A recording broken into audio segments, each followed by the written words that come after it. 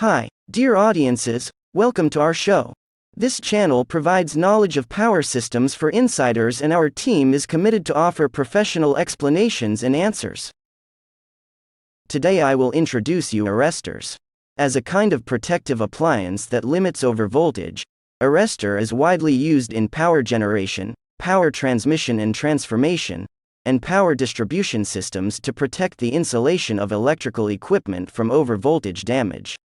Usually, arrestor is used in parallel with the electrical equipment to be protected.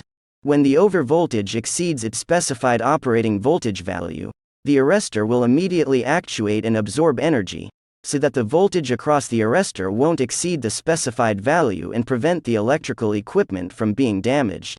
When the overvoltage disappears, the arrestor can restore its withstand voltage state, so that the protected system can return to its normal working state. Generally, arrestors can be classified into valve-type silicon carbide arrestors and metal oxide arrestors in structure. First, let us see the valve-type silicon carbide arrestors. Core components of the valve-type silicon carbide arrestor are the gap and the valve plate. The main function of the gap is to discharge and cut off the power frequency current when there is an overvoltage.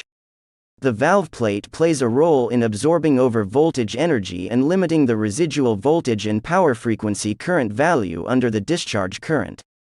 The valve plate is a disc-shaped semiconductor nonlinear resistor made of silicon carbide and bonding agent. Both ends are sprayed with a layer of metal electrodes, and the sides are coated with insulating glaze to prevent flashover.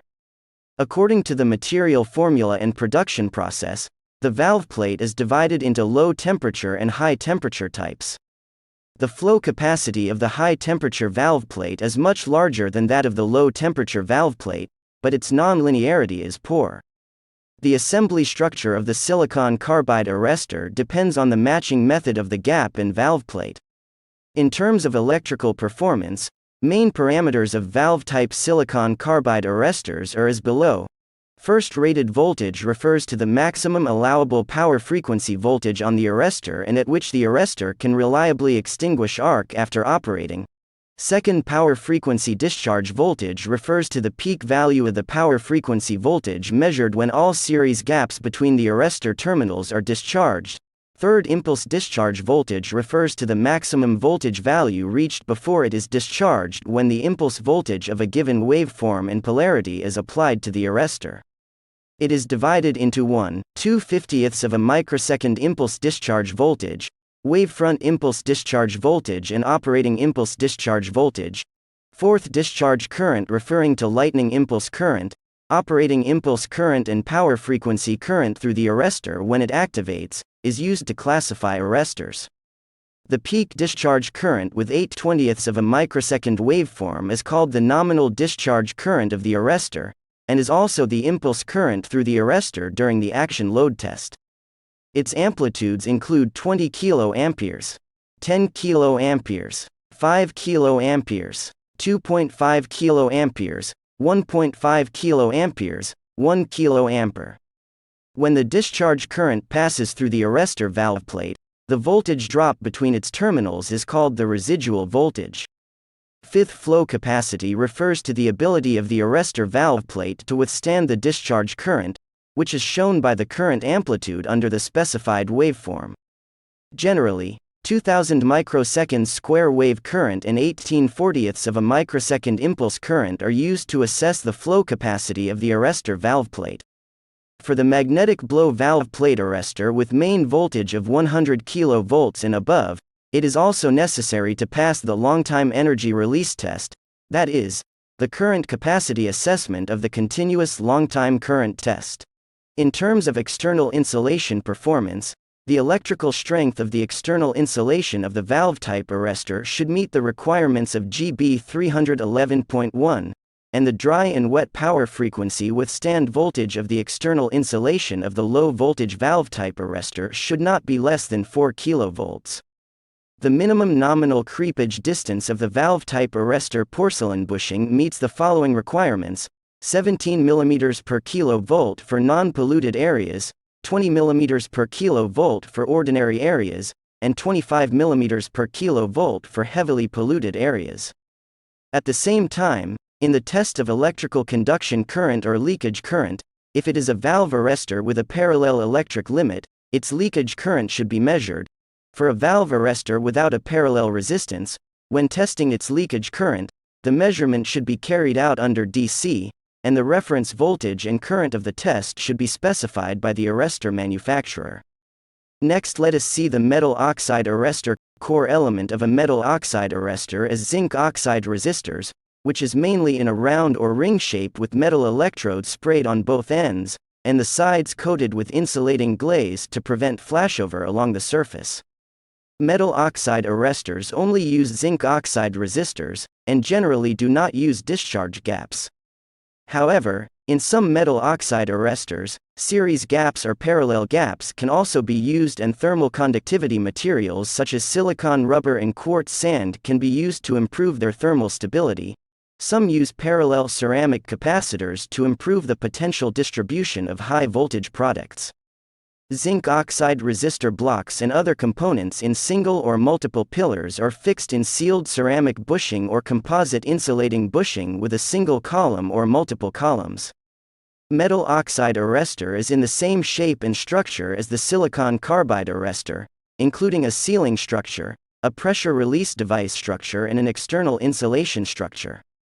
In addition to used for installing the action recorder, the insulating base can also provide convenience for monitoring the leakage current or power loss of the metal oxide arrestor during operation. Metal oxide arrestor consists of a nonlinear metal oxide resistor piece and corresponding parts, and its outer housing is made of porcelain or composite insulating material, so its main parameters are: first, rated voltage refers to the maximum allowable effective value of the power frequency voltage at both ends of the arrestor, and it can pass the action load test at this voltage.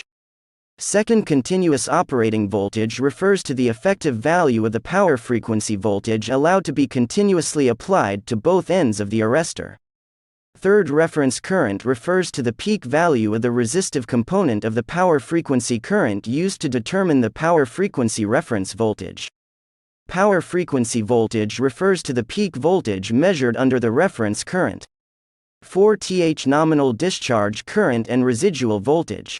Rating of the nominal discharge current and its corresponding maximum residual voltage specified value refer to GB 311.1. Fifth, continuous current refers to the current flowing through the arrestor under continuous operating voltage, including resistive and capacitive components. It is a parameter that reflects the stability of the arrestor's characteristics during operation. Its value may vary due to temperature and stray capacitance effects. Sixth, flow capacity refers to current impulse withstand value of metal oxide arrestors. Volt-ampere characteristics. Because main operating component of metal oxide arrestors is metal oxide, also known as zinc oxide, resistors, they have excellent nonlinear volt-ampere characteristics. Generally, the voltage ratio, residual voltage under nominal discharge current, power frequency reference voltage peak value, is used to measure the flatness of the volt-ampere characteristics of zinc oxide resistors. The arrestor only flows through the microampere leakage current under the continuous operating voltage, and there is no power frequency current after the operation. Therefore, metal oxide arrestors do not require arc extinguishing gaps, and have the advantages of fast action response, resistance to multiple lightning shocks or operating over voltage effects, large energy absorption capacity, good pollution resistance, and simplified structure. The protective performance of the metal oxide arrestor, its ability to limit overvoltage and protect the insulation of electrical equipment, is only determined by the residual voltage. Its lightning impulse residual voltage, operating impulse residual voltage, and steep wave residual voltage are matched with full wave impulse test voltage, operating impulse test voltage, and chopped wave impulse test voltage of the protected equipment, respectively. In addition, metal oxide arrestor must have energy absorption capacity during operation, that is, it can absorb the energy generated by lightning over voltage, operating over voltage, and power frequency transient over voltage. Current capacity is generally used to represent the ability to absorb lightning and operating over voltage energy. Thermal stability. An arrestor's thermal ability is an important characteristic that represents the reliable operation of a metal oxide arrestor, which is related to resistor's deterioration performance and its heat dissipation structure. Under the effect of continuous voltage, the resistance of zinc oxide resistors will continue to decrease, and the resistive component of leakage current, or power loss, will continue to increase, which is called deterioration, or aging. In the end, for the external insulation performance of metal oxide arrestors, please refer to that of valve arrestors. Please also note that the composite housing arrestor should pass tracking and erosion test of composite housing. For the installation and maintenance of arrestors, we need to know attentions for installing arrestors. 1. Arrestors should be installed vertically, and the horizontal pull of the top lead should not exceed the allowable value. 2. There should be enough space around the arrestor to prevent the surrounding objects from interfering with the potential distribution of the arrestor to reduce the discharge voltage of the arrestor with gaps and deteriorating the thermal stability of the arrestor without gaps. 3. For arrestors composed of multiple sections of basic components that are not interchangeable, they should be stacked in strict accordance with the factory SN. To prevent mixing different arrestor sections and reversing positions of the same arrestor sections, for arrestors in operation, regular monitoring and regular preventive testing should be carried out, and the following points should be paid attention to. 1. For power station type silicon carbide arrestors and metal oxide arrestors, install a device for recording the number of actions to monitor its action frequency. 2. For the preventive test items, cycles, and standards of silicon carbide arrestors, refer to DL T596-2015 Electrical Preventive Test Regulations. 3. Use appropriate instruments to regularly measure the continuous current, overall current or resistive current, or power loss of the metal oxide arrestor in operation to determine whether the zinc oxide resistor's performance is stable. 4. Replace arrestors whose performance parameters are tested to be out of specified value. The above are all points that need your attention.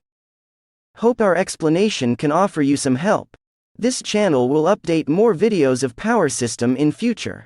If you are interested in our videos, please follow our account to avoid missing more contents. If you don't like our videos or have any advice, please let us know.